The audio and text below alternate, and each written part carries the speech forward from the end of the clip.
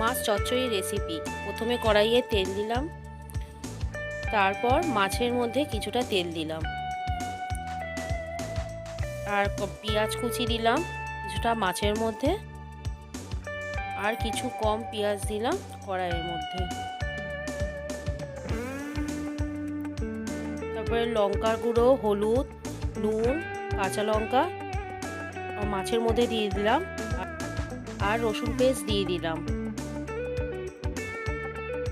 তারপর সব একসাথে মশলাগুলোকে মাছের সঙ্গে মাখালাম।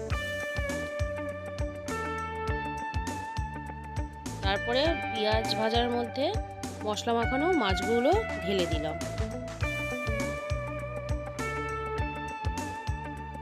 প্রথমে নাড়িয়ে নিলাম, তারপরে 5-10 মিনিটের জন্য রেখে দিলাম।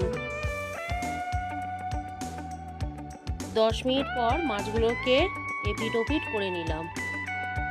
তারপর কিছুটা জল মাছের মধ্যে দিয়ে দিলাম।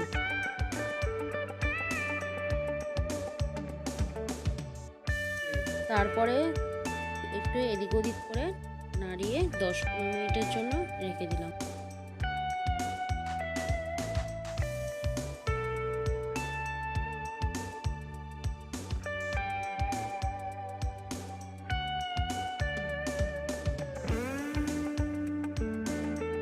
তারপর ফুটে আসলে টমেটো কুচিগুলো মাছের মধ্যে দিয়ে দিলাম।